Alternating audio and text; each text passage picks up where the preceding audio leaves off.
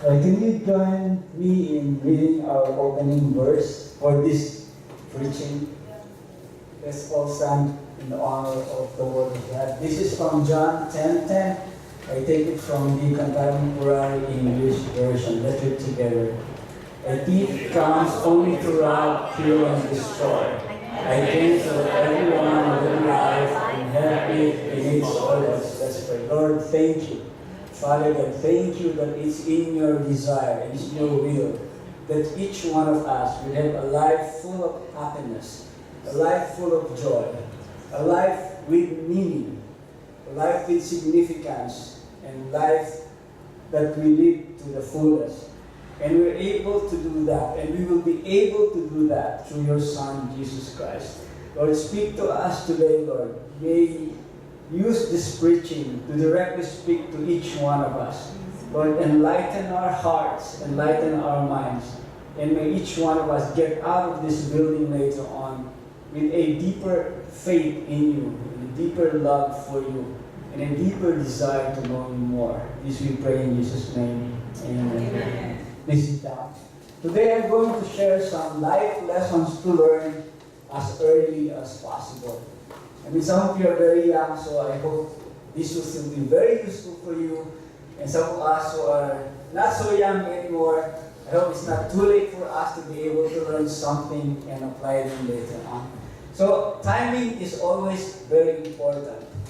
Have you watched those live comedy shows on TV? You know, it has to take a very precise moment of when someone will speak the punchline for the comedy to work. And even God is the God of perfect timing. I don't know if you heard the saying that an ounce of prevention is better than a pound of cure. Have you heard those saying?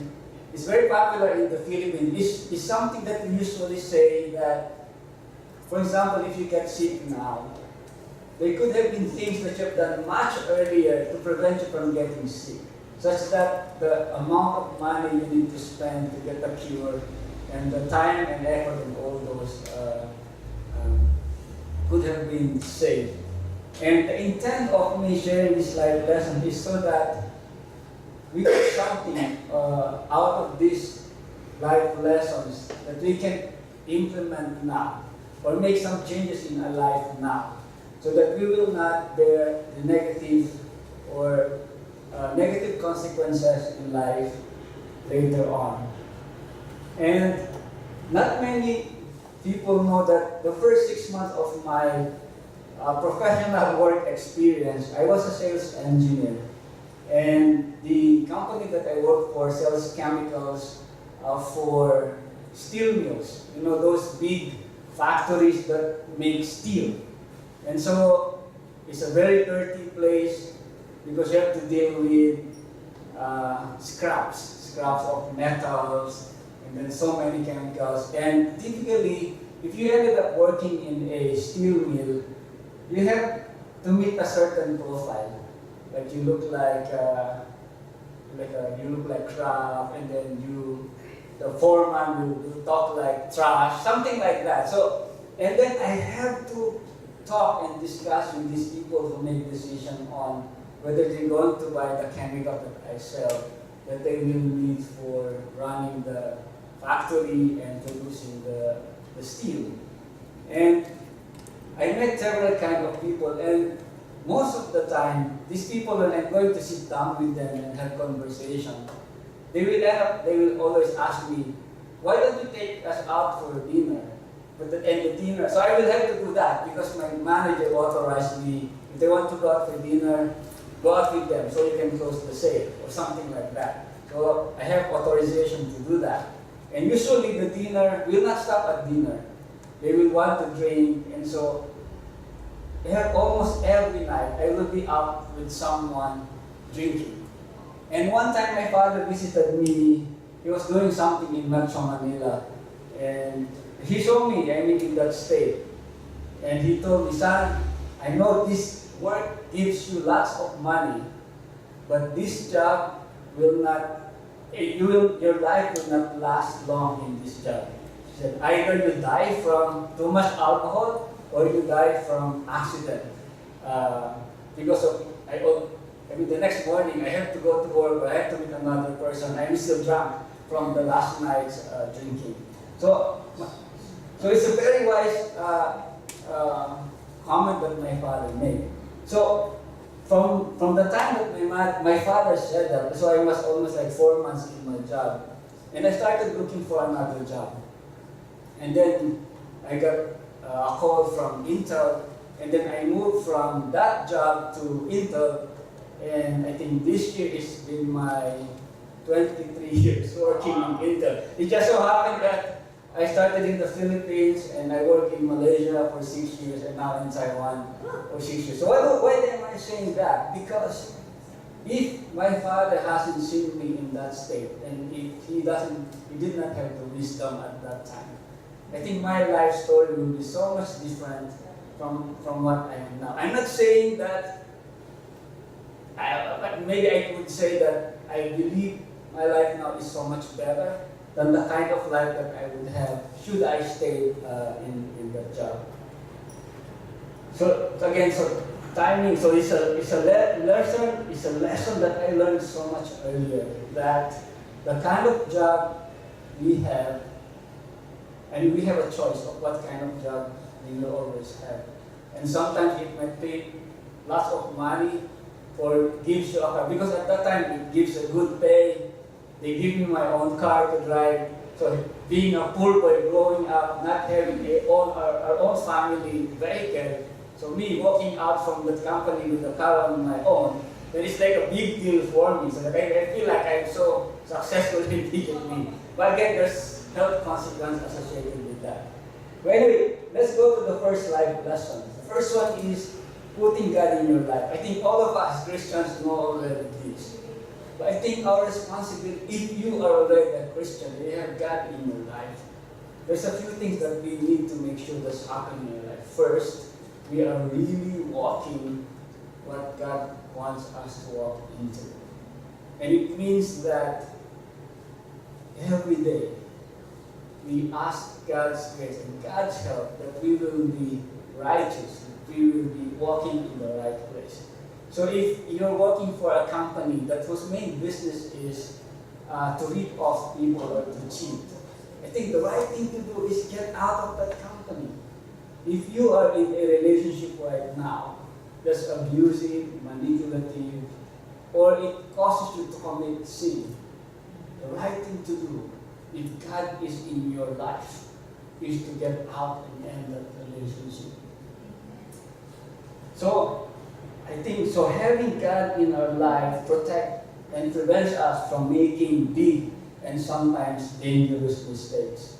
I think every one of us should have our testimony about how God, or having a godly conscience, help us prevent making and committing disastrous mistakes in our lives. And also having God in our life, it gives us strength to face challenges. And as adults, we have the responsibility to teach the young children, to teach the youth about God. So if there will be opportunity in our family to teach our children to know God, to love God, let's do that. If you work in a school or an environment where there will be children, it's our responsibility to teach them. Bring them to Sunday school, bring them to summer camp, Bible school, and so on. Because the earlier they know God, the better it will be for them. You know, if you ask an architect or an interior designer, they will tell you up front, it's easier to start designing or creating a new house from an empty space than renovating or repairing a broken house. So it's so much the same thing for the life of our children or the young ones, or even us. I mean, if you know God later, let me say this, God has the power to repair and rebuild and restore us. But if you look back and say, if I had known God much earlier, I will not be carrying this consequence of a mistake that I made in the past. For example, I've met a lot of people who ended up, we have a very close friend, and for some reason they were supposed to get married. They were engaged, and the wedding date's already been announced. And we're so excited about the couple getting married. But they decided to have sex before marriage. And because of that sex, the lady got pregnant. And the closer they get into the wedding day, the stronger they realize that they're not really ready to get married. They're not really prepared to have these lives together. And so she ended up, so the wedding didn't happen, the baby was born, and she was able to help to raise this daughter. And I'm not putting her down. Actually, we somewhat admire her strength because she decided to keep the baby and deal with all these consequences. But after this happened and we visited her in the US, she said that if we had not done that, then things would have been so much different for her. So if we come to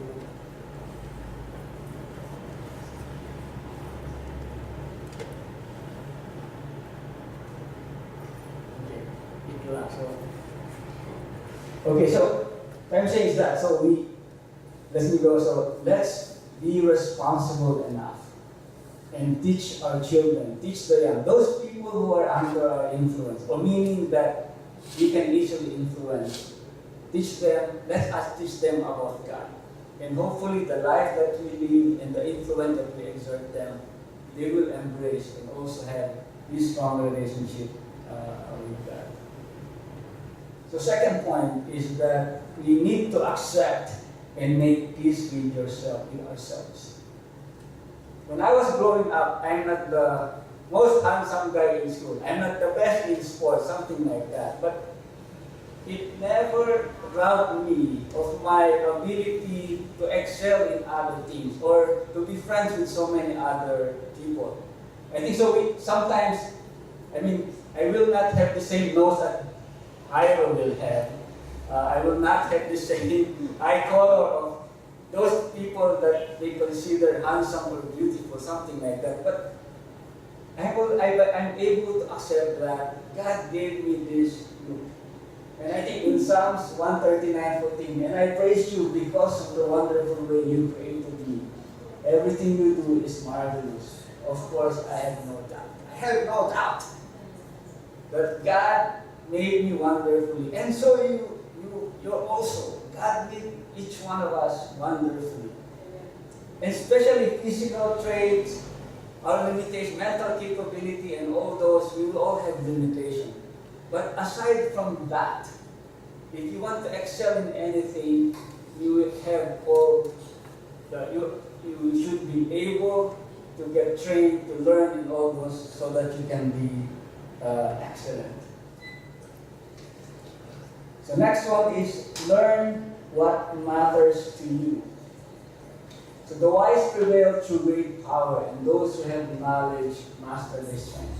So the reason I did it is because how do you see yourself 2 years from now, 5 years from now, 10 years from now, 20 years from now? What kind of activity or what kind of mission or goal or vocation do you think you will have? So if you like to go, if you think that speaking in front of people is something that you see yourself in the future, from now you learn how to speak in front of other people. You practice, you learn, you get training from the people who can give you the skills so you can speak in front of other people. If you see yourself being a politician or being involved in politics in the future, from now, learn how the government works. Learn who are the people in power. Learn from them. Make this connection in all those. So if you think that your passion is dancing, don't wait until you're too old to learn how to dance. If you like to dance, starting from now, join clubs or gym, do dance lesson. If you like singing, get trained, get a vocal training, something like that. If you like cycling, like me, I like to discover I like cycling. Then I bought my own bicycle. And then every weekend I will try to go out and bicycle. So continue to learn, especially if this is in the area that you are passionate about.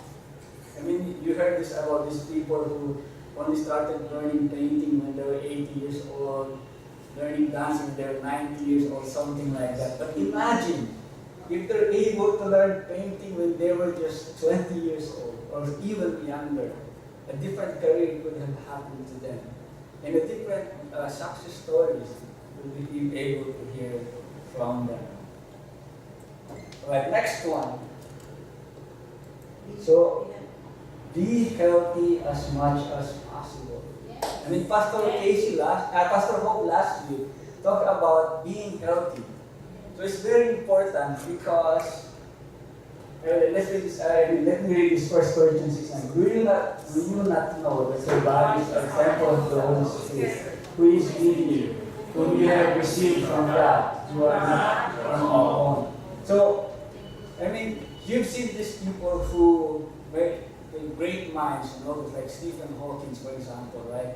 Great minds and all those, but the body is not so good. I mean, he was affected by a crippling disease, but sometimes the minds are still able, but because of health issues, then the body is somehow crippling the ability of the mind to continue to contribute.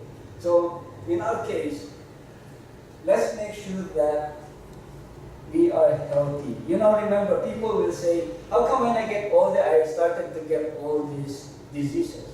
Like all of a sudden, I have this diabetes, I have this high cholesterol, I have this blood pressure issue, and all those at the same time. But actually, the reason is not really at the same time, because if they look back, they've been accumulating all these poisons through the years because of poor hygiene, poor eating habits, and so on. And to be healthy means to be conscious about what we're going through. I think Taiwan, is a very good country to be in if you are health conscious. Here, organic, I don't think organic food is so much expensive than non-organic food. And then every corner, maybe there's a shop that sells vegetarian food. If that's your concept of being healthy. I think also here in Taiwan, I think one of the best healthcare system in the world. So it's really a blessing for the Taiwanese, how people appreciate that. And even the foreigners who are here, the healthcare system is one of the best in the world. So we have a familiar story in Daniel. I think you all know the story, but let me just read it.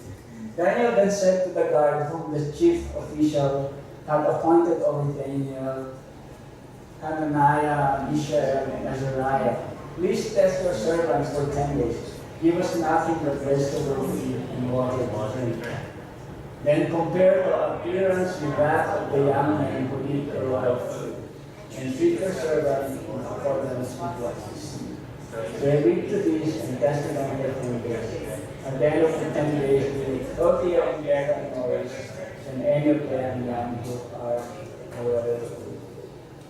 So I think if you look at the story, I mean, I'm not into, being vegetarian is very good, definitely. But I cannot be I haven't tried being a 100% vegetarian. So I'm not yet at that stage. So I think in the story, there's also I think Daniel was able to sense that the lifestyle. There's two ways to look at these stories. It's not just about a matter of food. I think it's also a matter of being able to honor what was commanded of the Jews at that time. And I don't know what the food being prepared by the royal chef. So I'm sure there will be lots of meat, lots of oil, lots of alcohol, and all those. And I think Daniel was able to see that, okay, this kind of food will not be healthy in the long run. And lucky for them, I mean, not lucky, but with God's blessing, 10 days is just enough for them to be able to make the comparison. Don't you wish that in just 10 days, your look will be, your look will be different all of a sudden. So I think, especially those who are working, it's really very hard to be healthy. But it's a lifetime goal that we need to do. Because when we grow old, or when we reach a certain age, and we want to experience some of the joys of life that are associated with retirement or not being at work, it's very hard to travel if you are sick. It's very hard to travel if you can barely walk. It's very hard to travel with all this medical condition with somebody pushing you on a wheelchair. So, if God gives us 80 years of life, 90 years of life, 100 years of life, I think the best kind of life will be something that even those years we're still able to walk, we're still able to look at our grandchildren, great-grandchildren, we're able to play with them, able to go on a cruise. There's one Facebook photo where I think they were in Italy, one of those gondola. And I think the one who was driving the gondola, he took like a selfie with the two old passengers that are asleep. So I said, this is really, I think the point is trying to make is travel when you're still young. But I think you can also travel when you're old as long as you are healthy. As long as you're healthy. So I think let's be conscious about how we eat, what we eat, the amount of sleep that we have, the exercise that we do, and even the stress that we want to put in our lives. So, I mean, there are so many external storms or stress that can happen in our lives. Because problems are part of our lives. Jesus even told that we should expect troubles in this life. But as long as we take care of ourselves, I mean, meaning that God is in the center of our lives, we take care of our bodies, we deal with some of the internal emotion or storms that we have, then we will be in a better shape, being healthy and all this.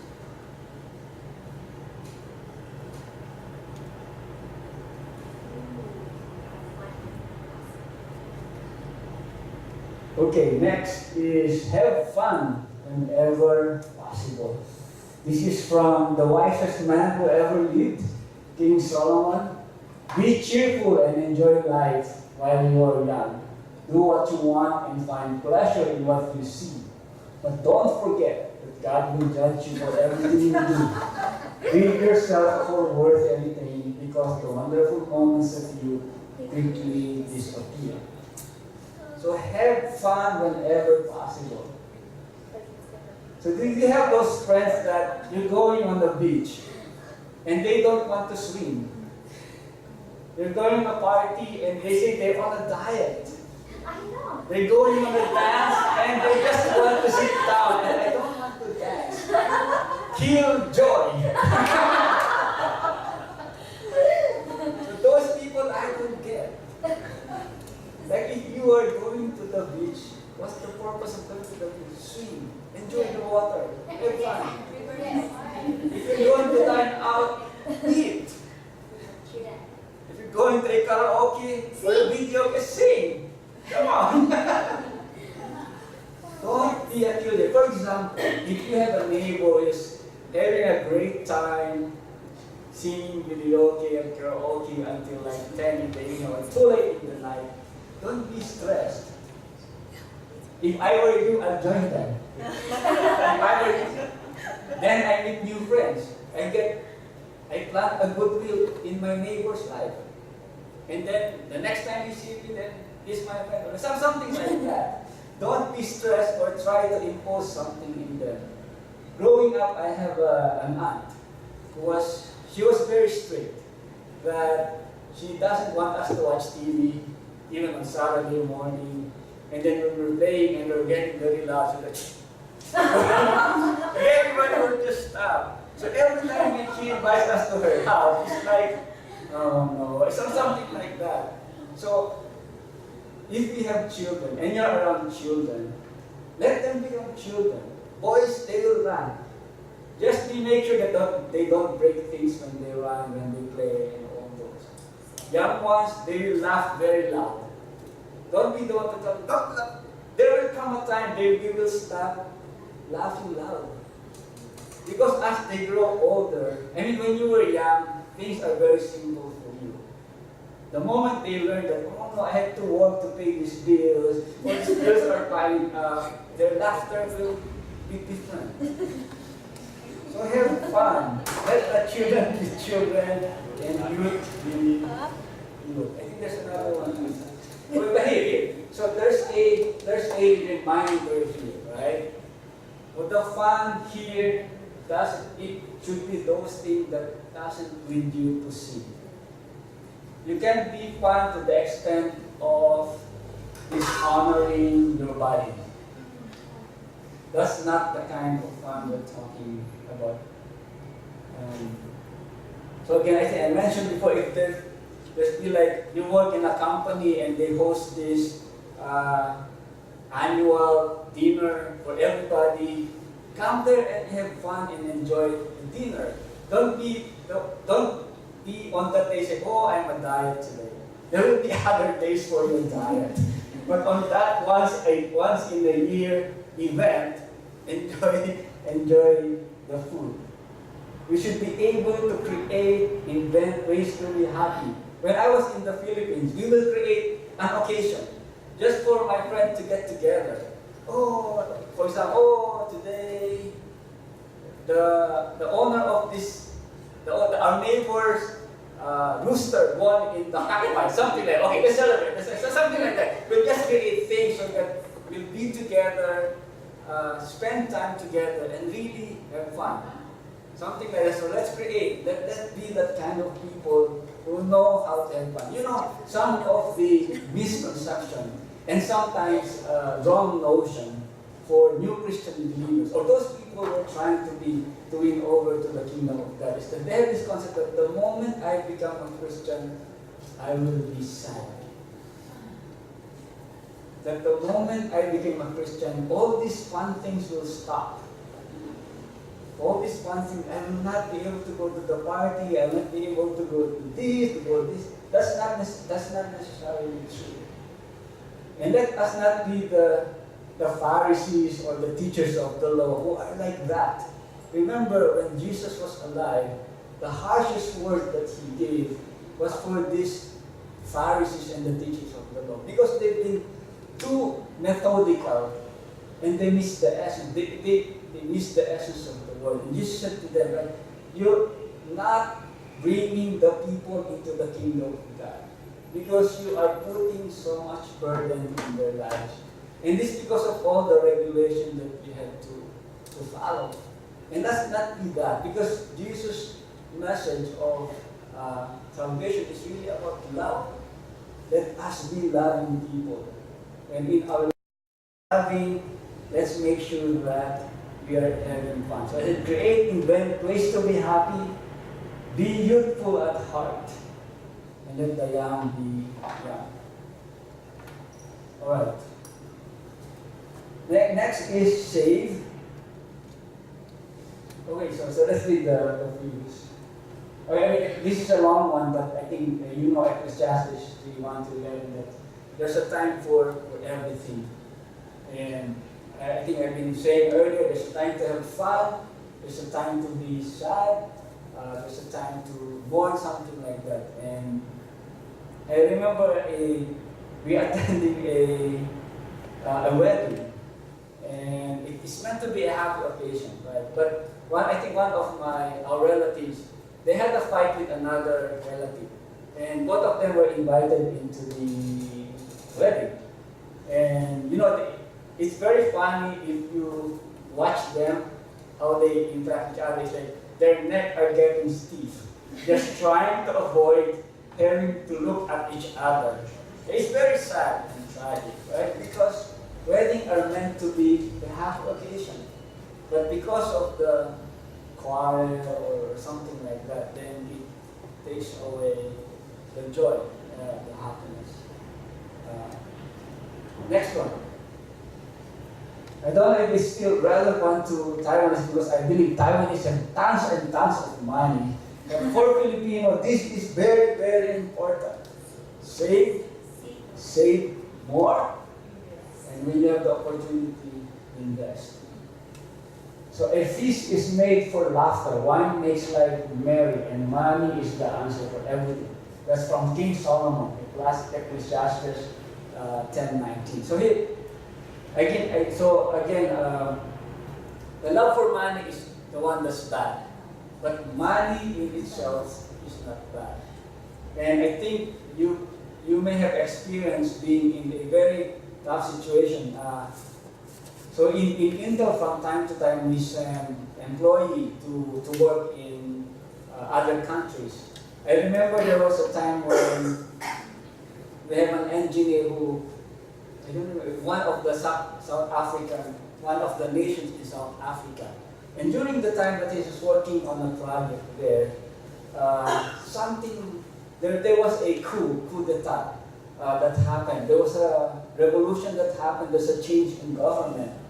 And it's a very stressful time for him because he doesn't know what to do. What do you do? For example, you get caught in a crossfire between one faction of the government and another faction of the government, and there's internal or civil war going on. So it just so happened that he has cash with him. And we were able to find security. He was able to get out of the war zone because of money. Because you were able to have money. So if you have money that you earn in an honest way, you will be able to use that in so many good ways. You can support the church, you can support missions, you can even support schools or charities and all those. And even for small things, you're able to buy friends. You know, I remember people who have lots of money, they want to travel to Europe or these distant places. But it will be sad if they travel alone. You know what they do? When I say buy friends, meaning they invite someone, they pay for their airfare, then they have company. Then it's so much more fun to go and travel with company. And I think we can also do that. From time to time, I take my friend, they go out and we eat, and then we talk. Something like that. So it's because I just happen to have some extra money that I can use for that. So, but what's the next one? The next I said, go to the ants, you sluggard. Consider its ways, and be wise. It has no commander nor overseer or ruler, yet it stores its provision in summer and gather its food at harvest. So I think the point here is that if you look at the ant, they know when it's time to harvest and when it's time to save. And I think it's for us. If we're earning too much money, one of the wisest things we can do is to save. And the reason for saving is that while we trust God, that He will provide for us, there will be storms in our life that we will need money. You immediately got sick, for example, you get into an accident, then you have to be hospitalized and all this. If you don't have money, savings, it will be very stressful for you. I mean, being in an accident or being hospitalized is already stressful. And double that, triple that, quadruple that, with this worry that we don't have any money to pay for the bills. So save. I think that we Filipinos, for example, like me, I'm considered someone who works overseas. So when I go back to the Philippines, I'm called an overseas Filipino worker. And unlike me, most of the OFWs or these Filipino workers, they leave their families behind in the Philippines. They work alone or they go abroad alone and work. And on a monthly basis, they will send money to the family back home. And it's very tragic, and we've seen so many stories like this that because the family back in the Philippines, not just the immediate family, but the extended family, since they know someone is working abroad and earning more money than the rest of the members of the family, they will keep asking money. Your nephew got this, they need a new shoes, send money, please send money. Or I got this thing, or your uncle got this, they want to celebrate birthday, please send money. So something like this. So there are countless stories of people that they work overseas for so many years, and because of this constant sending money, not even for the critical or the important ones, when they go home and retire, they don't have any savings at all. But it's too late for them to start saving and to start earning again. So I mean, if you earn more money than you spend saving, and if you have opportunity, invest. If you believe in insurances, buy them. Invest in insurances. Because you can never know what will happen to you. And at least, when something happens to you, the insurance can pay for some of the immediate expenses for the family. I think there's one more. So this is from Proverbs. She is clothed with strength and dignity. She can laugh at the days to come. So every school year, I think in the Philippines, I think sometimes around June, the only people who can laugh are those people who have money to pay for the children's school fees. Everybody else will be scrambling to find how to pay for the school fees. So it's like this: if you save, if you have money. I mean, I'm not saying that you rely only on your savings. Yeah. I'm saying you rely on God, but at the same time, do something about it. Do you remember when Peter was miraculously taken out of prison? The angel broke the chain because Peter will not be able to do it on his own. But the next activity or the next steps that happen, the angel tell Peter to do, like put your clothes on, put your sandals on, walk. The angel didn't carry Peter out of the prison because the angel is also teaching Peter. Miracles can happen to you. The provisions of God will be given to you. But you need to do something first about it. So the angel asked him to walk. Then the angel opened the door. And the angel said, walk and go home, something like that. And also remember the miracle where a widow was about to lose her 2 sons because of the debt that her husband accumulated through the years. And so the widow went to the prophet and asked, what do I do? Remember what the prophets asked her? What do you have in your house? Oh, we're very poor and all this, but I only have a jar of oil. And then the prophet said, okay, gather all the empty jars that you can get from all your neighbors. You know, aside from being able to get all those jars, one underlying truth is that this widow just been very kind to her neighbors. Because if you're not very kind to your neighbors, when you need these jars, I doubt if she will be able to get all those many jars that she needed to pay for the debt.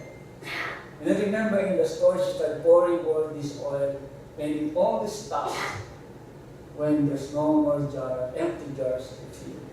So do something about it. Next one.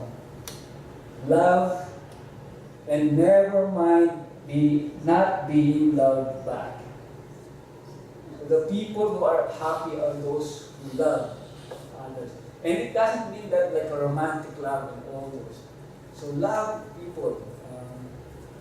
Verse 30 says, love bears all things, believe all things, hopes all things, endure all things.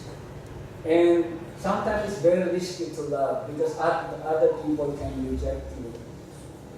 And I think some of you may know our love story. I was a young engineer, my future wife then was a senior manager. But I saw her as someone who will be my wife in the future. And I risked everything. So everybody else said, you won't qualify because you're junior in stature, something like that. So there's so many reasons why she will not consider me as her future husband. But I take the risk. Because I told myself, if I don't tell her, there's no way for me to know that she will love me back. And I will always have this thing in my mind, what would have happened if I courted her? So if we're talking about romantic love, so here, I'm old-fashioned because to me, my philosophy then, and what I believe until now is that you only court someone if you believe that this person is a future wife or a future husband. You don't court people just to test. You don't court people just to have someone that can help you with your assignment, that can help you with your work. You court someone because you honestly believe that there's a future that the two of you will be a couple. That's my personal belief. Next one. If you have a chance and you are psychologically and emotionally fit to marry, get married. And if you are married and you are physically and emotionally fit to have children, have children. So Proverbs 18:22 says, he who finds a wife finds a good thing and obtains favors from the Lord. So I honestly believe that being married to my wife is one of the best decisions that I made. But it makes, you hear stories about couples that are getting divorced. I think sometimes, when the numbers are very high, you will also hear people who will say that getting married or having a wife or having a spouse is one of the best decisions that you ever make. The next one. Children are a blessing and a gift from God. So I believe that. So if you happen to know people who happen to accidentally get pregnant out of wedlock, or they get children out of wedlock. If I know these people, if they get pregnant and the boyfriend doesn't want to marry them, I will not advise them to get an abortion. I believe that every child, whether their father, their biological father, is willing to acknowledge and marry the girlfriend, they are still a blessing from God. I have studied stories where they got pregnant out of wedlock and they started abortion. And many years later, they were not able to conceive. And they always look back to the time that, I should have kept the baby, something. I think Pastor Hope was telling last week about those aborted children also have names. And they also exist in heaven. So it's very tragic that there are many countries who are legalizing abortion, but it's very sad. I think every time an abortion happens, it's not just the baby who died. Something inside the soul of the woman who's doing abortion, or even portion of the father who has encouraged the abortions, a piece of their soul is fragmented. But I mean, it's sad, it's tragic, But if that happens to people, tell them that God is able to restore and repair them anyway. But if someone is still, that is still considering to have an abortion, discourage them from doing that and from making a big mistake in their life. So that's why, if you have a boyfriend or a girlfriend, I think one of the best thing you can do is not to have sex with them. Why do you want to have sex with them now when you can reserve it in your wedding day, on the night of your wedding?